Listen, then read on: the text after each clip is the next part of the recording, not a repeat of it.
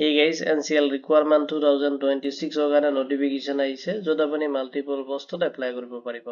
যদি আপুনি interested হয় আৰু আপুনি ভাবি আছে NCL ত আপুনি আপোনাৰ নিজৰ career start কৰিব তেতিয়াহ'লে এইটো ভিডিও আপোনাৰ কাৰণে বহুত important হ'ব গৈ আছে। যদি minimum আপুনি class 10 পাছ কৰিছে বা 12 পাছ কৰিছে বা ডিপ্লোমা কৰিছে বা civil engineering course কৰিছে আৰু আপুনি job বিচাৰি আছে then এইটো ভিডিও আপোনাৰ কাৰণে বহুত important হ'ব গৈ আছে। আৰু multiple department wise আপোনাৰ postসমূহ divide কৰি দি আছে যত আপুনি 577 postত apply কৰিব পাৰিব। এইটো ভিডিওত আপুনি চেক কৰিব পাৰিব requirement details খিনি লগতে আপোনাৰ vacancy সমূহ divide কৰি দি আছে লগতে কি eligibility criteria আপুনি follow কৰিব লাগিব কেতিয়াৰ পৰা apply start হ'ব কেতিয়ালৈকে last apply কৰিব পাৰিব selection process কেনেকুৱা হ'ব তাৰে complete details মই systematic আপোনাক এইটো ভিডিওত provide কৰিম। যদি এইটো requirement regarding কোনো ধৰণৰ question থাকে ভিডিওৰ comment sectionত comment কৰি দিব within 48 hours ভিতৰত আপুনি আমাৰ টিমৰ পৰা response পাব। যদি আপুনি interested আহক দেৰি নকৰি আজিৰ ভিডিওটো আৰম্ভ কৰোঁ। Northern Coalfield Limited requirement 2026 কাৰণে notification আহিছে আৰু ইয়াৰ details আপুনি এইটো ভিডিও systematic চেক কৰিব পাৰিব। এতিয়া এইটো vacancy আহিছে vacancy overview খিনি চাই ল'ব যত আপোনাৰ total vacancy দি আছে আপুনি apply কৰিব পাৰিব। 577 postৰ কাৰণে requirement আহিছে যত আপোনাৰ postসমূহ distribution কৰি দি আছে। যত আপুনি apply কৰিব পাৰিব heavy earth moving machinery operator যত trainee postত apply কৰিব পাৰিব যত আপোনাৰ including হৈ আছে dumper dozer grader and crane operator postত আপুনি apply কৰিব পাৰিব। next post দি আছে আপুনি paramedical staffত apply কৰিব পাৰিব যত আপোনাৰ position দি আছে nursing pharmacist and আপোনাৰ technician postত আপুনি apply কৰিব পাৰিব। যিটো requirement details আপুনি systematic apply কৰিব পাৰিব আৰু কিমানখিনি post দি আছে সেইখিনি আপুনি চেক কৰিব পাৰিব। next আপুনি apply কৰিব পাৰিব overseas যত civil কাৰণে দি আছে তাতে আপোনাৰ specially civil engineering course আপুনি কৰা হ'ব লাগিব নাইবা আপুনি যদি ডিপ্লোমা কৰিছে তেনেকুৱা civil engineering related then আপুনি এইটো vacancy apply কৰিব পাৰিব। এতিয়া চাই লওক apply কৰোঁতে আপুনি educational qualification লগতে আপুনি eligibility criteria খিনি follow কৰিব লাগিব যত আপোনাৰ vacancy wise eligibility criteria সমূহ divide কৰি দি আছে।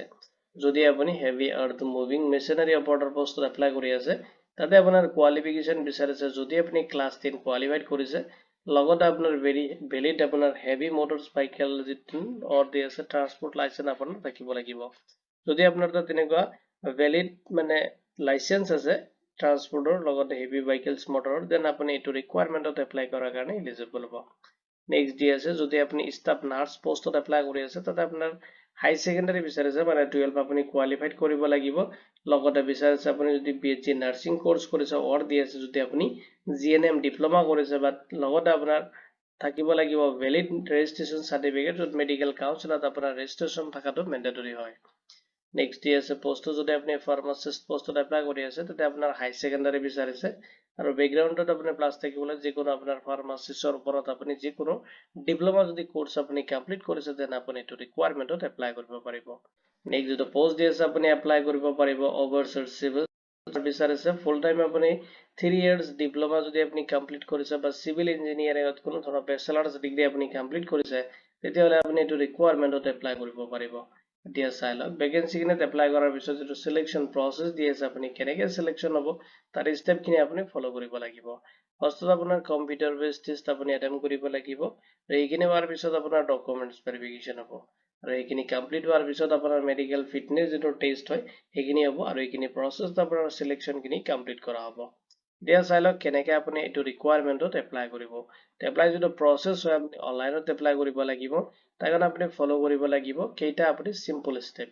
তো ফাৰ্ষ্টত আপুনি অফিচিয়েল যেটো ওয়েবসাইট আছে সেইটো তাতে ভিজিট কৰিব লাগিব যেটো লিংক মই ভিডিওৰ ডেসক্ৰিপচনত আপোনাক প্ৰভাইড কৰি দিম।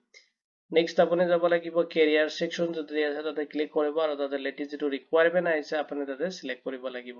যত ৰিকুৱাৰমেন্ট যেটো নোটিফিকেশনৰ ডিটেইলছ আছে তাতে সিলেক্ট কৰিব আৰু নোটিফিকেশন ডাউনলোড কৰি কিনে আপুনি চেক কৰিব পাৰিব কি ভ্যাকেন্সিত কোন ডিফাৰেন্সকে দিয়া আছে। মই এই ভিডিওৰ ডেসক্ৰিপচনত অফিচিয়েল যেটো নোটিফিকেশন আছে তাৰ লিংক প্ৰভাইড কৰি দিম তাতে ক্লিক কৰি কিনে আপুনি ডাউনলোড কৰিব পাৰিব আৰু তাৰ পৰা আপুনি সব তাতে অনলাইন এপ্লাই বাটনটো দি আছে তাতে ক্লিক কৰিব ৰেজিষ্ট্ৰেচন প্ৰসেস খিনি আপুনি কমপ্লিট কৰিব লাগিব। নেক্সট আপুনি এপ্লিকেশন ফৰ্ম ফিল আপ কৰিব আপলোড কৰিব আপুনি যিখিনি নেসেসাৰী ডকুমেন্টছ আছে আৰু যেটো ফৰমেট দি আছে তাতে মানে আপুনি হেতু ফৰমেটত আপলোড কৰি দিব। নেক্সট আপোনাৰ এপ্লিকেশন ফৰ্মটো সাবমিট কৰি দিব আৰু যে ফিউচাৰ ৰেফাৰেন্সৰ কাৰণে আপোনাৰ যদি এপ্লিকেশন একনলেজমেন্ট ৰিসিভ হয় এটা আপুনি এটা প্ৰিন্ট আউট আপুনি ৰাখি ল'ব।